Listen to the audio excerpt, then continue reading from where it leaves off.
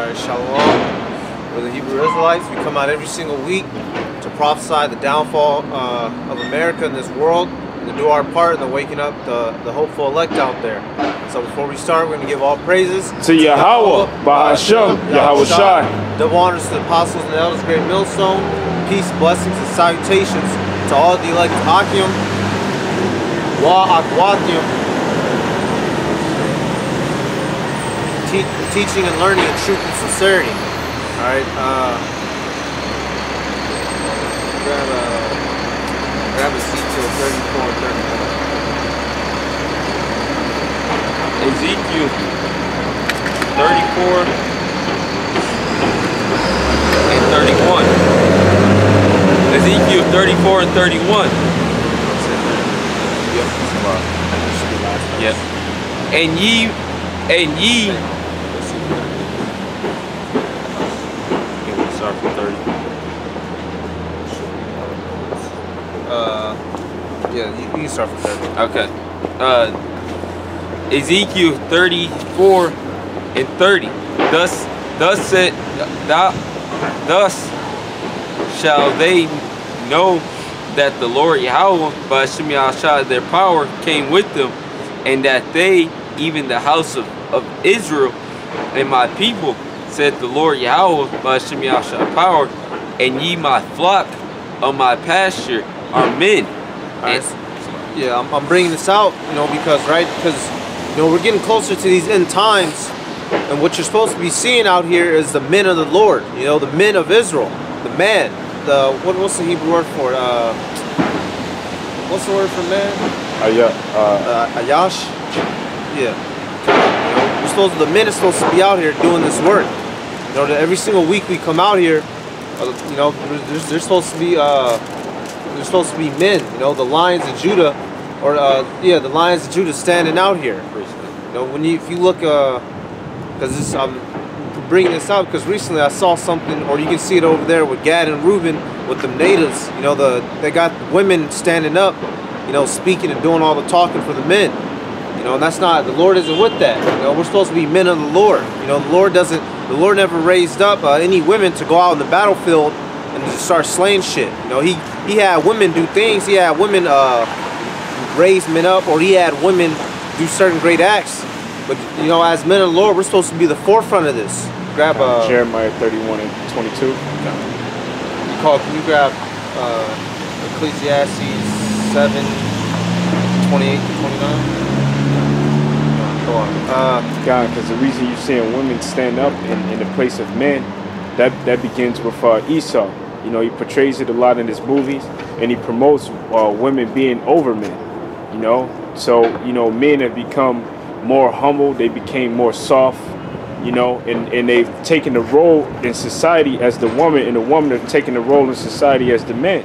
And it's all due to Esau and his reign, his crooked reign, where he traversed things and make things the opposite of what they should be. To make another point real quick, a lot of these, on the contrast, these men that are out here, a lot of these people who claim to be men, a lot of them are fucking women. They're extremely effeminate. Your average dude on the street, they're bitch made. They get emotionally damaged real easily. They're weak. They have poor decision-making abilities. All right, and they're not men of the Lord. I'm gonna keep saying that phrase. In the scriptures, it's men of the Lord. The Most High raised up Moses. All right, he had King Solomon, David, Joshua, Caleb, Samson, men, Jeremiah, Isaiah, all the prophets. All right, he was always bringing up men, and in a few cases that he had a woman do something, she wasn't out there on the forefront with a sword in one hand and a shield in the other. And it was a shame. Showing how weak the men were. Like in Judith, for whoever, like a scoffer might try to say that, but she didn't go hand to hand with King Holofernes. She guiled him, had his ass drunk, and then she decapitated him while he was asleep. Even Deborah. Deborah didn't go out to fight, even though the Most High used her to judge Israel. She didn't go out to fight in the battlefield. You can pull it. Jeremiah 31 and 22. How long wilt thou go about, O thou backsliding daughter? For the Lord Yahweh, Ba'ashem Yahushua, have created a new thing in the earth. A woman shall compass a man. And that new thing, like it says in scriptures, is women being over men. You know, another point, the brother from Texas, Dallas, Yasher Wamba, he put up a video recently on his channel with a Negro woman. She was getting ready to fight some dude up at the subway. You know, she was challenging him as if she was a man. You know, threatening him that she basically beat him into unconsciousness if they came out the store. You know, that's another reason why the spirit just hit me to talk about this. You know, because we have to be men. You know, and when I say we, I'm talking about men of the Lord. Because fuck everybody else in the world. They're gonna remain docile. They're gonna remain weak all the way until destruction comes. And how do you become a man of the Lord? You got to get into these scriptures. You know, bench pressing and squatting doesn't make you a man. Being able to fuck bitches doesn't make you a man. All right, having money doesn't make you a man. If you don't have the knowledge and wisdom of these scriptures, you know, then you're effeminate. You got buff faggots. Can you grab that out? 7 and 29. 28. 7. Ecclesiastes 7:28. Which yet my soul seeketh, but I find not. One man among 1,000 have I found, but a woman among all those have I not found. Yep. So this was Solomon. He was talking about an upright man. One man out of 1,000 have I found. None out of 1,000 have I found concerning the women. You know, so all of them, we're not even gonna get on them, but all of them is worthless. But it's supposed to be the men that's supposed to be upright. You know, you got a lot of people that have a lot of males. That's what I'm gonna call them. You know, that have broken judgment, that are weak. You know, they're unholy, Satanists. All right, the leaders of our so-called leaders of our nation, Jesse Jackson, so-called Obama, even though he's a heathen, but our people look towards those figures as something you're supposed to be. You know, even somebody like who's somebody like fucking John Bones Jones, that Jake fighter. You know, that dude's a bitch. Truly, all of them are. You know, if you're not in these scriptures, you know, you're weak. You gonna get your shirts on? Okay, Jude 1 and 4. For there are certain men crept in unaware, who were before of old ordained to this condemnation, ungodly men, turning the grace of our power into lasciviousness. And with those people, those men who came sneaking in, those are people who have entered the truth, you know, with their own agenda. You know, people who want to do this for their own pride. They want to be in front of the camera, looking professional, or not looking to be on some sort of status, you know, as if they're doing it. Someone grab 2 Corinthians, second to last chapter, I think 12. Paul starts talking about all the afflictions he called, but he was giving praise to the Lord rather than himself. Yeah, he showed glory in those afflictions. Brother got one too. Can he pull this out? This is Job chapter 40, verse 7. Gird up thy loins now like a man. Read that louder, huh? This is Job chapter 40, verse 7. Gird up thy loins now like a man. I will demand of thee, and declare thou unto me. Speak on it. Yeah, read it again. That's a good one. I completely forgot about that. That's a good one. Gird up thy loins now like a man. I will demand of thee. Gird up thy loins like a man. You know, that's what we're out here doing. It's cold today.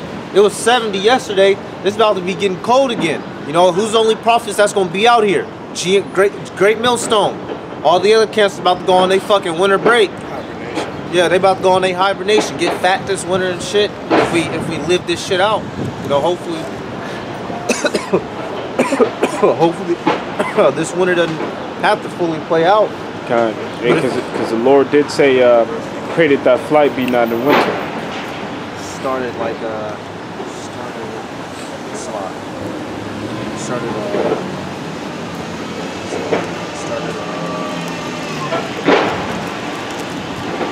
I got a precept because you said hopefully we can live this out.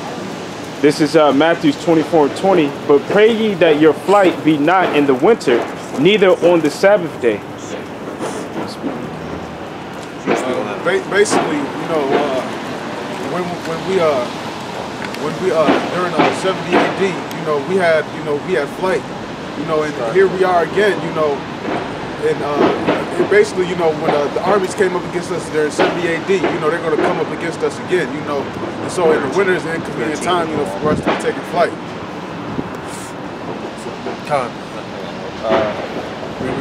Start back where we was at on that, on the Job. Job 40:7. You know, because that was a good one. Because Job caught hell and he took it like a man, and that's how we're supposed to be. You know, we're still out here enduring for the Lord. You know, like because you know today's Saturday, so this is the day everybody else goes out and has their fun. You know, motherfuckers want to get off work so they can go out and hit the club tonight. When you need to be enduring for the Lord. You know, that's what the real men are gonna be doing. You know, men. And armies, you know, I'll just say back then, because these armies are weaker now, but back then you had to truly be hard. You had to be able to endure cold winter with minimal clothing. All right, you had to be able to make your own food, your own clothes, be able to kill an animal if it came at you, and to be able to war with your brethren, you know, right there on the spot at any second. You know, that's how we have to be.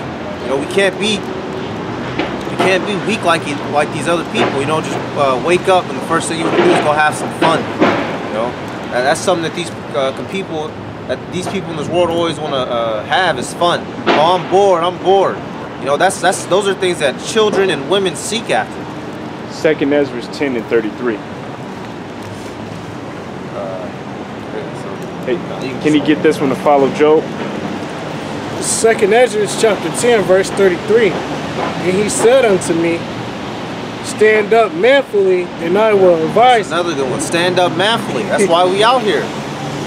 You know, you look in the scriptures. What did the Lord do with all His chosen men? Look, you can look at Paul. You know, after he got blinded and he received the truth and the doctrine of Yahweh B'Shem Yahushua, he started standing up like a man. He was getting taken up by the kings, by what's Festus, I think, Felix had him.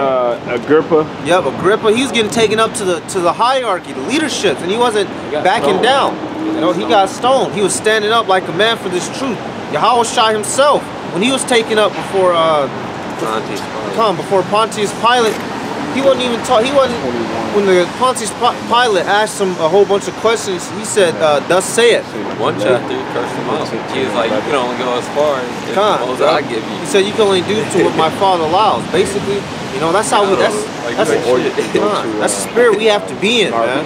Because people about to be getting slain out here. You're not gonna have time to be thinking about bullshit when people start dying. You're gonna wish that you were being a man now and staying in these scriptures. When that time hits, you know, you don't want to be someone out here who gets caught up with their pants down, as the phrase goes. 2nd Ezra 14:14. Let go from thee mortal thoughts. Cast away the burdens of men. Put off now the weak nature. Let off the mortal thoughts. You know, what's mortal thoughts? Fear of death. You know, always wondering where your next meal's gonna come from. You know, always wondering. Wanting to have fun. You know, always chasing after a bitch. You know, these are mortal thoughts. These are things that the physical flesh craves after.